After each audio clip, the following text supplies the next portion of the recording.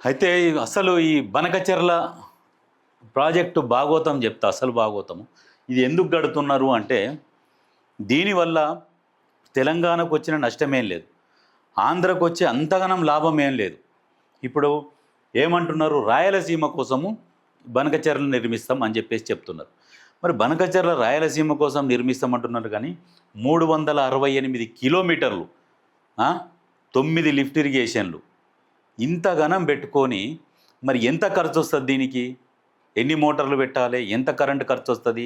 దీనివల్ల ఉపయోగం ఏంటంటే పెద్దగా లాభం ఏం లేదు. ఏంటంటే దీన్ని కాంట్రాక్టులకు ఇవ్వాలి, లాభం పొందాలి. తెలంగాణలో కాళేశ్వరం ఎట్లయితుందో వింతైన ప్రాజెక్టు, దానివల్ల ఉపయోగం లేకున్నా ఎల్లంపల్లి ద్వారా 3 దిగుబడి వచ్చింది. కాళేశ్వరం ఆన్ చేసి కొంతమంది లబ్ధి కోసం కాళేశ్వరం పట్టుకున్నారు. సేమ్ ఇది కూడా ఇప్పుడు అదే పరిస్థితి అవుతుంది. ఎవరిగో జోబులు నిండడం కోసమే ఈ బనకచెర్లని కడుతున్నారు. అయితే ఈ సముద్రంలో కలిసే నీళ్లు మేము వాడుకుంటామని అంటున్నారు. మరి వాడుకుంటున్నారు కరెక్టే, కానీ దీనికి అయ్యే ఖర్చు ఎంత?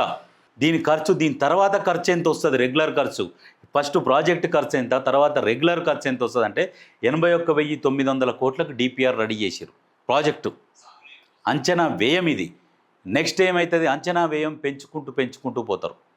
సేమ్ ఇప్పుడు కాళేశ్వరం ప్రాజెక్టు కూడా 36,000 కోట్లతో స్టార్ట్ అయింది, 1,56,000 కోట్లకు పోయింది.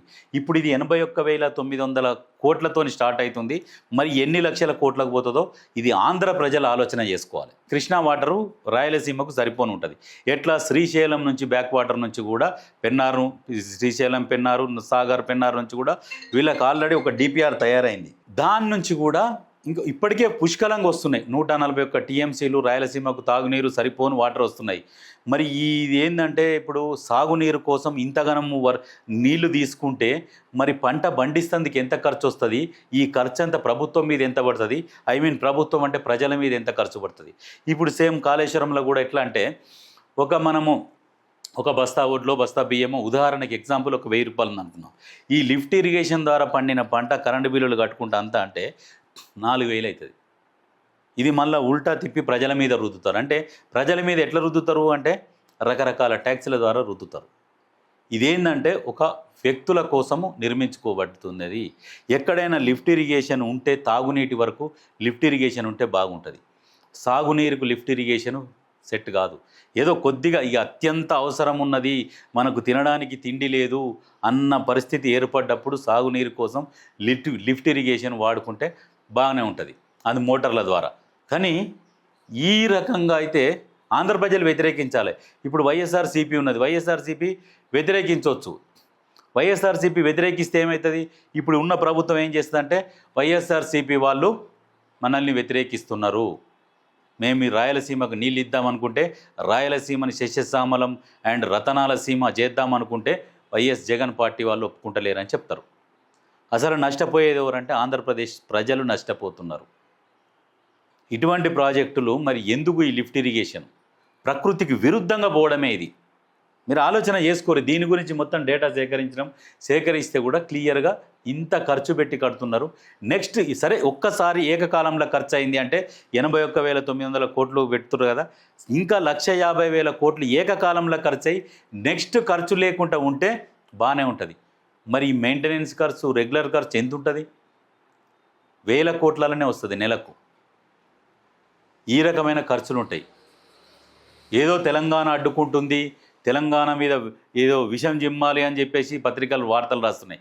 వాస్తవానికి తెలంగాణలో ఈ ప్రాజెక్టుతోనే అసలు సంబంధమే అవసరం కూడా లేదు. కాకపోతే ఇక భవిష్యత్తులో ఎక్కడన్నా కరువు వస్తే, ఇప్పుడు ఎందుకంటే కేంద్రం ఏం చేస్తుంది, ఉన్న కాడికి అడవులను చెరబడుతున్నది, ఎక్కడ కూడా లేకుండా చేస్తున్నది. వర్షాలు సకాలంలో కురుస్తలేవు. కొన్ని ప్రభుత్వాలేమో చెరువులను మొత్తం మింగేసి కూర్చుంటున్నది. వచ్చిన నీరు మొత్తం సముద్రాలలోకి వెళ్ళిపోతున్నది.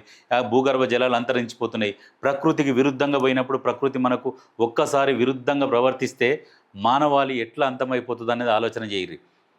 ఇప్పుడు నీకు ప్రకృతి సహజ సిద్ధంగా వనరులు ఉన్నాయి, నీళ్లు కూడా ఎట్ల నుంచి రావాలి అట్ల నుంచే వస్తాయి. నువ్వు ప్రకృతికి విరుద్ధంగా నేను ఎత్తిపోతలు పెట్టి నేను అక్కడి నుంచి అక్కడికి తీస్తా, ఇక్కడి నుంచి ఇక్కడికి తీస్తా, నువ్వు ఎంత ట్రై చేసినా ఏదో ఒక రోజు బ్లాస్ట్ కావాల్సిందే. ప్రకృతికి విరుద్ధంగా పోయిన ప్రాజెక్టులు మొత్తం అంతే అవుతాయి. ఏదైనా ఇదే కాదు, ఏదైనా అంతే. అంటే ఇప్పుడు విడిపోయి 2 రాష్ట్రాలు అప్పుల పాలైపోయినాయి, పరిపాలన చక్కగా లేక విపరీతమైన అప్పుల ఊబిలో కూరుకుపోయినాయి. ఇటు తెలంగాణ అప్పులలోనే ఉండిపోయింది, అప్పులు తెచ్చుకొని సోక్ బట్టలు వేసుకుంటే ఈ బలిసినోడు అని అనుకుంటారు, కానీ అయ్యి కావాల్సింది. ఆర్థికంగా బలంగా ఉన్నాయా అంటే లేవు 2 రాష్ట్రాలు. ఎందుకంటే విడిపోయినాక ఇక ఇష్టారాజ్యం అయిపోయింది. అటు జగన్కు కొత్తగానే అధికారం వచ్చింది, ఇక్కడ కేసీఆర్ కొత్తగానే అధికారం వచ్చింది.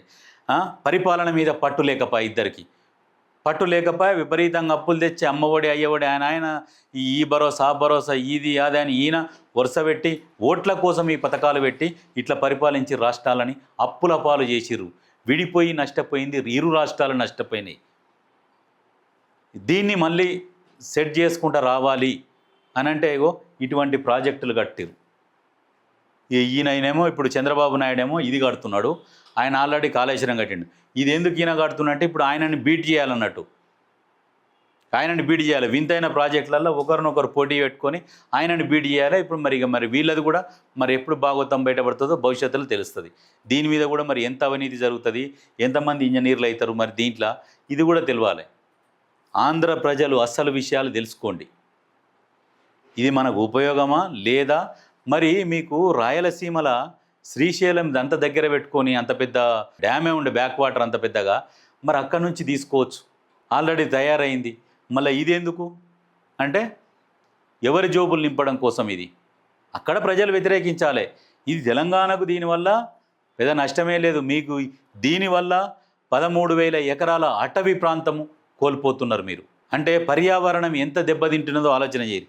అక్కడ ఉన్న మేధావులుంటే ఎయిరి నేషనల్ గ్రీన్ ట్రిబ్యునల్ లేచి ఆపురి, పర్యావరణం దెబ్బతింటుంది, అడవి పోతున్నది. మీకు ఇవన్నీ ఆలోచన చేసుకొని మరి అక్కడ లేరా? మరి ఎందుకు వేస్తలేరు?